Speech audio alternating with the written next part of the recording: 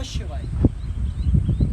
सुंदर वातावरण मेरे पीछे है और नीचे भी आप देखो कितना सुंदर दृश्य है यहाँ। और यहाँ सुंदर वन वृक्ष आपको दिखेंगे, नदी नाले झरने हैं, सुंदर सी चट्टान भी। लेकिन एक प्रश्न क्या कभी आपके मन में आया कि धर्म है या पाखंड है? मैं पुनः कह रहा कि धर्म है या पाखंड है। धर्म क्या है और पाखंड क्या है? ये ऐसा सवाल होगा जो अवश्य आपके मन में कभी न कभी आएगा, क्योंकि जब भी आप धर्म की बात करोगे तो कोई न कोई आकर वहाँ पाखंड जरूर कहेगा। और क्या है पाखंड की परिभाषा, क्या है धर्म की परिभाषा? चलिए इसी बिंदु को आज थोड़ा स्पष्ट करते हैं और जानते हैं कि आखिर क्या है इन दोनों बिंदुओं का सच। देखिए, यहाँ पाखंड और धर्म दोनों के लिए ही दो अलग रास्ते हैं। दरअसल जो आस्तिक है उसके लिए सभी चीज़ें धर्म हो जाती हैं और जो नास्तिक है उसके लिए तमाम चीज़ें पाखंड हो जाती हैं। और यदि कोई व्यक्ति ऐसा बीच में है जो कुछ चीज़ों को धर्म कहता है और कुछ को पाखंड, वो स्वयं सबसे बड़ा पाखंडी है। आप कहेंगे ये क्या बात है? हाँ, सच्चाई कुछ ऐसी ही है। देखिए, अगर मैं इस पत्थर पर बैठा हूँ और मैं ये कहूँ कि ये पत्थर भगवान है और मैं इस प्रकृति से पत्ते तोड़ता हूँ और इस पत्थर पर चढ़ाता हूँ और कहता हूँ, हे पत्थर देवता, आप मेरा कल्याण करना, मेरा मंगल करना, मैं आपके ऊपर ये पत्ते चढ़ाता हूँ, मुझ पर आप कृपा रखना, मुझे सद्बुद्धि देना और मेरा रास्ता और उस पर आने वाली विघ्नों को नष्ट करना, मेरा रास्ता मंगलमय हो, कल्याण करने वाला हो। और ये कहकर मैं हाथ जोड़कर पत्थर को प्रणाम करूं। तो देखिए, तीन तरह के लोग अब होंगे। एक जो आस्तिक। अब आस्तिक कौन है? आस्तिक वो है जिसने ये सहज स्वीकार कर लिया है कि प्रकृति को परमात्मा ने बनाया है और परमात्मा ने यदि पूरी प्रकृति को बनाया है तो ये पत्थर भी उसी ने बनाया है, ये नदी वृक्ष बेल सब उसी ने बनाए हैं। इसलिए अगर मैं इस पत्थर की भी पूजा करूं तो भी वो परमात्मा की ही पूजा है, क्योंकि इस पत्थर में भी एक महक है उस परमात्मा की। तत्वदर्शी कहा गया है ऐसे लोग। पानी में भी, वृक्ष में भी, वो किसी भी चीज़ में परमात्मा ढूंढ निकालेंगे, गाय में, भैंस में, किसी भी जानवर में। आप उनसे तर्क नहीं कर सकते। तो ये आस्तिक हो गए। अब नास्तिक वो कहेगा, लो जी, इनसे बड़ा मूर्ख क्या कोई और हो सकता है? क्योंकि एक पत्थर, ये एक पत्थर है और मैं सिद्ध करके दिखा सकता हूँ ये पत्थर है। वो दूसरा पत्थर लाकर इसे तोड़ देंगे, इसको चूरा कर देंगे, बोले देखा ये तुम्हारा भगवान है, कहाँ गया तुम्हारा भगवान, इसका तो मैंने चूरा बना दिया। अब ये नास्तिक महाशय अपनी तरफ से ठीक कह रहे हैं, पर इनकी बुद्धि भी सीमित है, जैसे कि आस्तिक की अपनी बुद्धि। अब इनके बीच में वो तीसरी तरह के लोग भी हैं जो अधकचरे ज्ञान वाले हैं। वो तर्क देंगे, अच्छा पेड़ का पत्ता किन किन तत्वों से बना होता है, उनमें क्या क्या तत्व होते हैं, पत्थर के भीतर क्या क्या तत्व होते हैं और इसको अर्पित करने से क्या होगा। तो वो कहेंगे कि पत्थर प्रकृति का संसाधन है, अति उत्तम, और पत्थर का पूजन करना किसी दृष्टि से गलत नहीं है। लेकिन पाखंड है पत्ते तोड़ देना, क्योंकि जब आप वृक्ष से पत्ते तोड़ते हो तो वृक्ष को पीड़ा होती है और आपने अकारण इतने पत्तों को नष्ट कर दिया। तो ऐसे लोग और भी अधकचरे और महापाखंडी होते हैं। तो इस धर्म में, इस दुनिया में धर्म और पाखंड क्या है? दरअसल ये केवल मानसिकता है। आप कहेंगे मानसिकता? हाँ, धर्म और पाखंड दो हथियार हैं। जब आपका दिल कहीं आ जाए, आपका हृदय कहीं आ जाए, तो आप उसके साथ धर्म जोड़ दोगे। मान लीजिए मुझे एक क्षेत्र पसंद आ जाए, वहाँ सुंदर से झरने पीछे से बह रहे हैं सुंदर, मैं वहाँ ले जाकर एक शिवलिंग स्थापित कर दूँ और वहाँ बैठकर मेडिटेशन करूँ, तो मैं कहूँगा ये धार्मिक स्थान है, धर्म के लिए उत्तम है। और यदि मुझे ये स्थान पसंद नहीं है, मुझे स्थान से विरोध करना इस स्थान का, तो यहाँ पर बैठे हुए जितने लोग होंगे जो शिवलिंग के पास बैठे, मैं कहूँगा ये पाखंडी हैं, ये धर्म के नाम पर धंधा कर रहे हैं, ये धर्म के नाम पर ये कर रहे हैं, ये धर्म के नाम पर गुमराह कर रहे हैं। इस तरह से मैं तर्क देने लग जाऊँगा। आजकल के आप समाज में भी देखिए, लोग तरह तरह के विचार देते हैं। बाल्यावस्था से लेकर जब मैं अध्यात्म और धर्म की तलाश करता था, अक्सर मेरे मन में भी कभी धर्म के प्रति, कभी अधर्म के प्रति इस तरह की जिज्ञासाएं उठती थी, सहज हैं। और जिज्ञासा उठनी चाहिए, निरंतर जिज्ञासा ही तो होनी चाहिए। लेकिन दुख इस बात का है कि आज के धर्म और आज के अध्यात्म में हमारे पास जिज्ञासाएं तो हैं, उसके कुछ समाधान भी हैं, लेकिन प्रयोग करने की क्षमता हमारी कम होती जा रही है। देखिए, किसी भी तत्व को अगर आप साबित करना चाहें, वो पूरी तरह से पाखंड हो सकता है। कोई भी विचार अपने आप में पाखंड है। वैसे तो अगर आप पूरी दुनिया को देख लीजिए, इस पूरी दुनिया में जो भी कुछ हो रहा है वो साफ शब्दों में पाखंड है। जैसे आप रिश्ते नातों को निभाते हो बाहर से, लेकिन भीतर क्या है? पाखंड। आप इस देश में सरकारें चला रहे हो, लेकिन राजनेताओं के मन में क्या है? पाखंड। आप इस देश में धर्म की सत्ताएं देख रहे हैं, लेकिन इन धर्मों के भीतर क्या है? पाखंड। इसी तरह से आप शिक्षा, राजनीति, मीडिया, तमाम क्षेत्रों में देखिए, कहीं न कहीं एक तत्व है जिसे कहा जाता है पाखंड। पाखंड का मतलब क्या है? अपने आप को वो दिखाना जो वो है नहीं। और धर्म क्या है? यथारूप हो जाना, जैसा मैं हूं वैसा हूं। इसलिए मैं अपने आप को धर्म पथिक मानता हूं। क्यों? क्योंकि अगर मेरे अंदर अभी तक क्रोध बचा होगा तो मैं कहूंगा मेरे अंदर क्रोध बचा है। अगर मेरे अंदर कोई बुराई बची है तो मैं कहूंगा मेरे अंदर बुराई बची है। और अगर मैं समाधि तक गया हूं तो मैं कहूंगा मैं समाधि तक गया हूं। अगर मैंने योग विद्या को सीखा है तो मैं कहूंगा सीखा है। अगर मैंने हिमालयों पर तप किया है तो मैं कहूंगा किया है। जो जैसी चीज है यथारूप कह देना ही वो वास्तव में धर्म होता है। लेकिन जब आप उसको आवरणों में ले जाकर उसे छदमता के साथ प्रस्तुत करने लग जाते हो, तब वो पाखंड होने लग जाता है। ये एक साधारण सी और स्पष्ट शब्दों में बताई जाने वाली वो परिभाषा है जो आपको शायद समझ में आ जाए। लेकिन धर्म, याद रखिए, धर्म को या धर्म की किसी क्रियाकलाप को, धर्म की किसी भी तत्व को आप पाखंड भी घोषित कर सकते हो और धर्म भी। ये आपके ऊपर निर्भर करता है। अगर आप धार्मिक हैं तो सब कुछ धर्म ही धर्म लगेगा, और अगर आप खुद पाखंडी हैं तो आपको सब पाखंड लगेगा। एक कुछ उदाहरण देता हूँ। मैं हिमाचल में रहता हूँ और हिमाचल में कुल्लू मनाली, धर्मशाला, शिमला ऐसी ऐसी जगहें हैं जहाँ दूर दूर से गर्मियों के मौसम में लोग पहाड़ों का और वहाँ के मौसम का आनंद उठाने के लिए आते हैं। अब आप मुझे बताइए कि क्या हिमाचल का निवासी होने के नाते मुझे ये कहना चाहिए कि जो लोग नीचे से प्लेन इलाकों से आते हैं या देश के अन्य हिस्सों से आते हैं उन्हें हिमाचल नहीं आना चाहिए? मैं तो ऐसा नहीं कहता। क्यों? क्योंकि ये पूरा राष्ट्र सबका है। जैसे मैं मैदानी क्षेत्रों में घूम सकता हूँ, देश के किसी क्षेत्र में घूम सकता हूँ, वो भी घूम सकते हैं। लेकिन अब आप इस बात को ज़रा अलग तरीके से समझिए। आपने भारत में कई महात्माओं, धर्मगुरुओं को देखा होगा जो अलग अलग जगह पर अलग अलग तरह से प्रवचन करते हैं, अलग अलग तरह का अपना आध्यात्मिक कार्यक्रम संचालित करते हैं। अब ज़रा ये मान लीजिए कि मैं हिमाचल की बात कर रहा हूँ, कुल्लू की बात। वहाँ कुल्लू में गर्मियाँ जब नीचे के मैदानी क्षेत्रों में शुरू हो जाए तो कुछ धर्मगुरु हिमाचल में कुल्लू की तरफ आ जाए। मान लीजिए एक महात्मा आ गए, उनके साथ उनके कुछ शिष्य भी आ गए, दूसरे महात्मा आ गए, दूसरे उनके साथ उनके शिष्य आ गए। इस तरह से इस देश में कई संत हैं, आते रहते हैं, जाते रहते हैं। जैसे कई पत्रकार हैं, आते रहते हैं, जाते रहते हैं। कई साधारण गृहस्थी आते रहते हैं, जाते रहते हैं। कई राजनेता हैं, कई ऑफिसर्स हैं, आते रहते हैं, जाते रहते हैं। पर उनके बारे में कोई बात नहीं करेगा, क्योंकि संत महात्मा दिखाई देते हैं।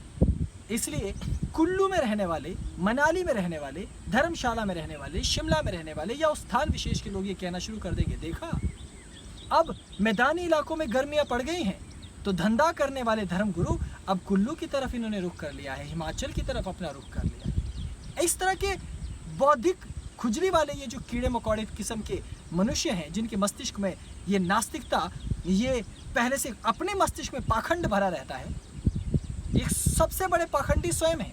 क्योंकि जब इन्हें खुद दिल्ली आना होगा, जब इन्हें खुद मुंबई आना होगा, जब खुद इन्हें बेंगलुरु, कर्नाटक या नीचे भारत के अन्य प्रांतों में या पूर्व के आसाम इत्यादि क्षेत्रों में घूमना होगा, तब तो ये यात्री हो जाएंगे। तब इन्हें नहीं चाहिए कि कोई इनके बारे में टीका टिप्पणी करे, क्योंकि अगर किसी ने की तब तो ये इनके अधिकारों का हनन हो जाएगा। लेकिन जब यहाँ से कोई साधु महात्मा या धर्मगुरु या व्यक्ति वहाँ जाकर के घूमना फिरना या अपना कार्य शुरू कर दे तो ये लंबा लंबा प्रवचन झाड़ना शुरू कर दे। समझ में आया? तो भारत, ये मैंने केवल एक उदाहरण दिया है मात्र। भारत में इस तरह के न जाने कितने लोग हैं। जो हर दिन अपनी बौद्धिकता इस तरह से व्यक्त करते रहते हैं। और दुख की बात तो ये है कि आज के समय में अपनी इस कुत्सित पाखंडी विचारधारा को फैलाने के लिए उनके पास तमाम तरह के विज्ञान ने प्रसाधन दे रखे हैं। वो इस दुर्गंध को दूर दूर तक फैलाते हैं। और दुर्गंध की विशेषता तो आपको पता ही है, बड़ी तेजी से फैलती है और बड़ा गहरा प्रभाव प्रदर्शित करती है। जबकि सुगंध विपरीत होती है। आप सुगंध फैलाने का जितना प्रयास करो, सुगंध फैल ही नहीं पाती। यही कारण है कि आप अगर आजकल के मॉडर्न इंटरनेट, आजकल का फेसबुक, व्हाट्सएप, इन सबको, मॉडर्न मीडिया को, लोगों को, विचारकों को, टीवी को, चैनल्स को, सब जगह खंगालोगे तो नकारात्मक लोगों के पीछे भीड़ लगी हुई है, क्योंकि गंदगी, बदबू बड़ी तेजी से फैलती है। लेकिन जो लोग अच्छा करने की कोशिश कर रहे हैं, संत, साधु, महात्मा, उनकी बातें फैलने वाली नहीं, उनको तो लोग सुनना भी नहीं चाहते, क्योंकि सुगंध सरलता से नहीं फैलती। इसलिए आपको लगता होगा कि जो व्यक्ति दूसरे को पाखंडी बोलते हैं, वो बौद्धिक रूप से बड़े चातुर्यवान हैं। देखिए, कहीं से कॉपी पेस्ट कर लेने से, 4 किताबों से उद्धरण ले लेने से, या कहीं से कुछ पढ़ लेने से विद्वान नहीं होता व्यक्ति। भारत में विद्वत्ता का लक्षण बड़ा विचित्र है। उसके लिए आत्मानुभूति चाहिए होती है, और आत्मानुभूति बिना प्रयोग किए प्राप्त होती नहीं है महाराज। इसलिए मैं आपको समझा रहा हूँ कि जब भी आप धर्म और पाखंड के बीच में अंतर शुरू कर दो, तो इस अंतर को गहराई से समझना। आजकल के पीत पत्रकारों की तरह, फर्जी पत्रकारों की तरह न करना। जैसे आज के वर्तमान मेरे समय के टीवी चैनल्स, अखबार, समाचार पत्र करते हैं, किसी भी व्यक्ति को जो धर्म से जुड़ा हो, जरा सी उससे गलती हो जाए, पाखंडी घोषित, जरा सा किसी ने आरोप लगा दिया, पाखंडी घोषित। मैं भी पत्रकारों पर आरोप लगाता हूँ, शरेआम लगाता हूँ। तो क्या आप उन्हीं पत्रकारों से पूछिए, क्या वो अपनी बिरादरी वालों के बारे में कुछ कहने को तैयार हैं? नहीं। तो समझ में आया पाखंडी कौन? आप चिकित्सा क्षेत्र में जाइए, कितनी खामियां हैं, कोई बताता है? तो पाखंडी कौन? शिक्षा क्षेत्र में कितनी खामियां हैं, कोई बताता है? पाखंडी कौन? राजनीति में कितनी कमियां हैं, क्या क्या नहीं हो रहा है, पाखंडी कौन? राजनेताओं को देखिए, अपनी रोटियां सेकने के लिए, वोट बैंक के लिए दलित बना देते हैं, स्वर्ण बना देते हैं, और एक एक व्यक्ति को उठाकर उसका भगवान बना देते हैं, एक दूसरे से भिड़ा देते हैं, देश को तबाह तक कर डालते हैं। बताइए पाखंडी कौन? पाखंड की परिभाषा बहिर्मुखी नहीं है, पाखंड की परिभाषा अंतर्मुखी है।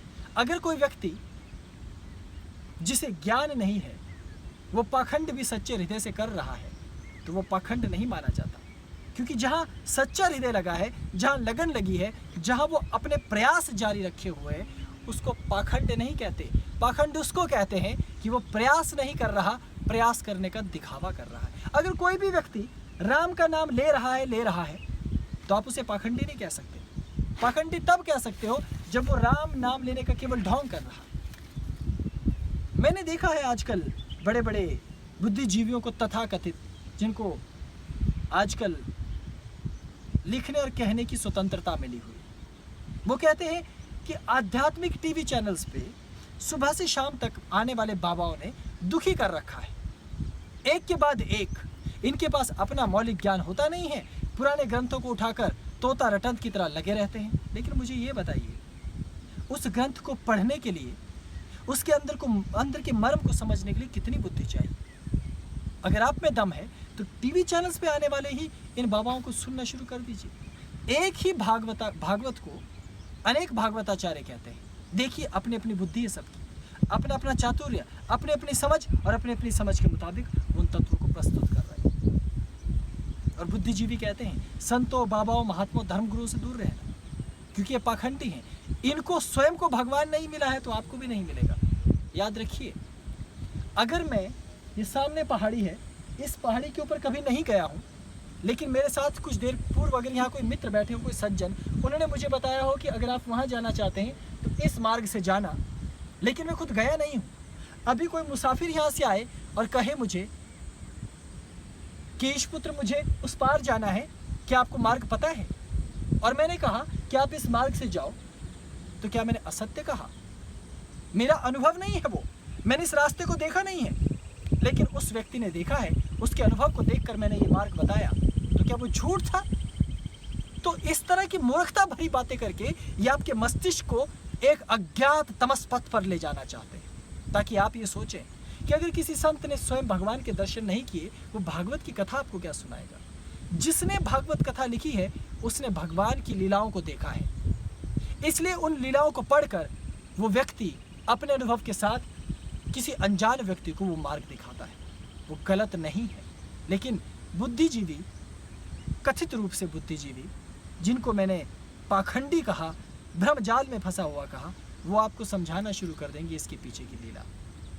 भगवान को, अध्यात्म को, धर्म को इस तरह से नहीं समझा जा सकता। अगर आप आस्तिक हैं तो आप पाखंडी हो ही नहीं सकते, और अगर आप पाखंडी हैं तो आप पूरी तरह से पाखंडी ही हैं, फिर आप धार्मिक या आस्तिक हो ही नहीं सकते।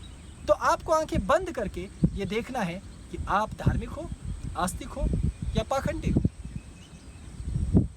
और अगर आप किसी दूसरे की तरफ इंगित करके उसे पाखंडी या उसे ढोंगी कह रहे हो, तो भी आंखें बंद करके जरा चिंतन कर लेना, विचार कर लेना कि धर्म क्या है, पाखंड क्या है।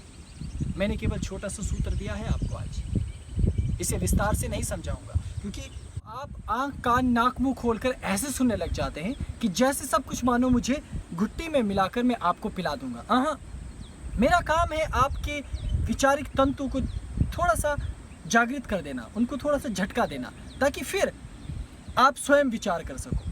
और याद रखिए, ये जो शब्द बार बार पाखंडी पाखंडी इस्तेमाल करते हैं, धर्म गुरुओं, आचार्यों या इस मार्ग पर चलने वालों के खिलाफ, ये वो लोग हैं जो उनसे ईर्ष्या द्वेष करते हैं, जो उनको शत्रु भाव से देखते हैं। तो वो उनको नीचे गिराने के लिए, उनको पीड़ा देने के लिए इस तरह के शब्दों का इस्तेमाल करते हैं, और उसके पीछे कोई मंतव्य नहीं होता। आपने राजनेताओं और मीडिया वालों को सुना है ना एक शब्द कहते हुए, ये जो धर्म के ठेकेदार हैं, ऐसे नाक से ध्वनि निकाल के आपने सुना है ना इनको बात करते हुए, आखिर ये धर्म है या धंधा, इस तरह से भी आपने बात करते हुए सुना होगा ना मीडिया में। आखिर इसके पीछे की मंशा क्या है? मंशा है चोट पहुंचाना, क्योंकि ये लोग आध्यात्मिक नहीं है कि दूसरे को चोट पहुंचेगी तो इनको भी चोट पहुंचेगी। हाँ, ये आनंद लूटते हैं उससे, इनके तो नंबर बनते हैं, मार्क्स बढ़ते हैं उससे, इसलिए ये इस तरह की शब्दावली का इस्तेमाल करते हैं। याद रखो, सबसे बड़े पाखंडी यही होते हैं। इनके पाखंड के भीतर जब आप जाने लग जाओगे, उस दिन पता चल जाएगा। अब याद रखिए, अब वो दिन दूर नहीं है, क्योंकि अभी तक केवल धर्म को निशाना बनाया गया, उनको पाखंडी पाखंडी पाखंडी कहकर, लेकिन पूरी दुनिया जाग गई।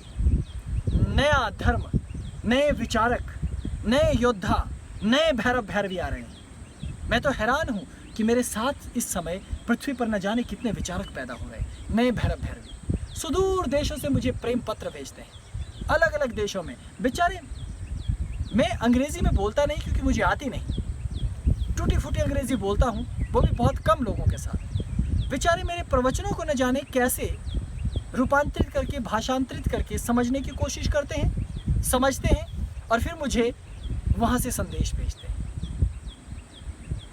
उनके भीतर कितना प्रेम है, कितना सत्य, कोई पाखंड नहीं। और वो भी आज ये जान चुके हैं कि इस देश में, इस दुनिया में इस तरह की ताकतें हैं जो जानबूझकर मिलजुल कर ऐसा षड्यंत्र तैयार करती है ताकि सब कुछ पाखंड प्रतीत होने लग जाए। और आप और वो लोग, वो युवा वर्ग जो इस रास्ते में भी शोध करने को तैयार हैं, खोज करने को तैयार हैं, जो अध्यात्म के पथ पर नए ऋषि बनेंगे, जो अध्यात्म के पथ पर नए ब्रह्म ऋषि के पद, मुनियों के पदवी तक को प्राप्त करेंगे, उनके दरवाजे बंद कर दिए जा रहे हैं षड्यंत्र पूर्वक। इसलिए नई युवा पीढ़ी को आप भ्रमित नहीं कर सकते। नई युवा पीढ़ी बिल्कुल अलग है। जैसे मैं एक अलग धर्म गुरु, गुस्सा आ जाए तो आपको कुछ भी बोल देता हूँ, गालियाँ भी तो देता हूँ ना मैं, और प्रेम भी हृदय में इतना है कि दिल करता है आपको बस अपनी बाहों में भर लो। आपको घंटों सुनना चाहता हूँ मैं। एक गरीब से गरीब व्यक्ति की पीड़ा को भी अनुभव करता हूँ, तो एक अमीर व्यक्ति भी यदि पीड़ित है तो भी मुझे उसकी पीड़ा का अनुभव होता है। वहाँ धन आड़े नहीं आता। जैसे मेरे पास, मैं बहुत सी दीक्षाएं देता हूँ, उनकी दीक्षा शुल्क और राशि है धन पर, और बहुत सी ऐसी दीक्षाएं देता जाता हूँ जो बिल्कुल निःशुल्क है, क्योंकि मुझे दोनों का ही ख्याल रखना है। दोनों ही मेरे पास, क्योंकि मैं धर्म और पाखंड दोनों के मध्य की बारीक सी इस रेखा को भली प्रकार समझता हूँ। लेकिन आपको समझने की ज़रूरत है, क्योंकि दुखी आप होते हो जब कोई आपको पाखंडी कहता है, आपके धर्म को पाखंडी कहता है, आपके आसपास की कर्म कांडों को, आपकी पूजा की परंपराओं को पाखंडी कहता है। और जब धर्म गुरु कहीं प्रवचन करने जाते हैं तो उनके आसपास वो उनके साथ आए हुए लोग छोटी छोटी दुकानें लगाते हैं। कोई माला बेचता है, कोई यंत्र बेचता है, कोई पुस्तकें बेचता है, कोई सीढ़ी बेचता है, न जाने क्या क्या बेचते हैं। तो बहुत सारे लोग जिनको वो धर्म गुरु पसंद नहीं होते, वो लंबी लंबी टीका टिप्पणी करते आपको मिल जाएंगी। देखो, धर्म के नाम पर धंधा चल रहा है, इतनी लंबी लंबी दुकानें लगा रखी हैं, पूरा शॉपिंग मॉल खोल रखा है इन लोगों ने, अपने नाम के कप, टी शर्ट और भी न जाने क्या क्या बेच रहे हैं। क्योंकि ये लोग खुद ईर्ष्या द्वेष से इतने भरे हैं, अपराध भाव, हीन भाव से इतने ग्रसित हैं कि इनको हर चीज़ में बुराई ही नजर आती है। बुरा जो देखन में चला, आपने सुना होगा, तो अंतिम लाइन भी तो याद है ना, किससे बुरा ना कोई, मुझसे बुरा ना कोई। तो इससे पहले कि इस तरह के लोग जो टीका टिप्पणी करते रहते हैं सदा पाखंडी पाखंडी, उनके अपने अंदर इतना पाखंड भरा हुआ है, लेकिन उनके सामने दर्पण नहीं है, आईना नहीं है, इसलिए वो अपनी शक्ल सूरत, अपने आप को स्वयं नहीं देख पाते।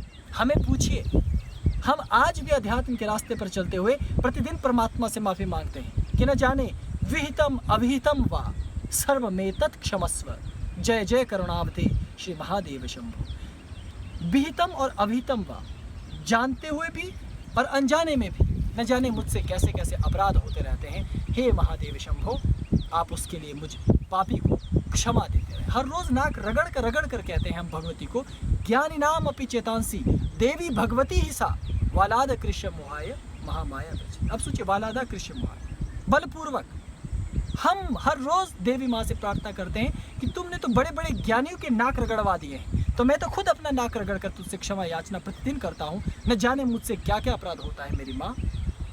इसलिए अध्यात्म के इस मार्ग पर मुझे ही अपनी शरणागति में रखना। बुद्धि से हम भी सोचते हैं कि अगर मैं घंटी बजा रहा हूँ तो इसका नॉइज लेवल कितना होना चाहिए, कहाँ तक ये मेरे लिए विकास के लिए ध्वनि तरंगों में मुझे लाभ दे सकता है, और कहाँ ये मेरे कानों को फाड़ने वाला हो जाएगा, कहाँ मंत्र मेरे काम आएगा और कहाँ चीखने चिल्लाने वाला मंत्र से मेरा अहित होगा, कहाँ यज्ञ करने से मुझे उन्नति मिलेगी और कहाँ अत्यंत अग्नि प्रज्वलित करके मैं अग्नि और धूम्र से वातावरण को प्रदूषित कर रहा हूँ। मूर्ख नहीं हूँ मैं, मूर्ख नहीं है आप। आपने भी विज्ञान उतना पढ़ा है जितना उन लोगों ने पढ़ा है जो नास्तिक है। उनके पास भी वही इंटरनेट है जो मेरे पास भी है, वो भी उसी स्कूल में पढ़े हैं जिस स्कूल में मैं भी पढ़ा। लेकिन याद रखिए, फिर भी वो अध्यात्म धर्म को गहराई से नहीं जानते। मैं और हमारे जैसे लोग, आपके जैसे लोग उसको जानने की चेष्टा में लगे हुए हैं।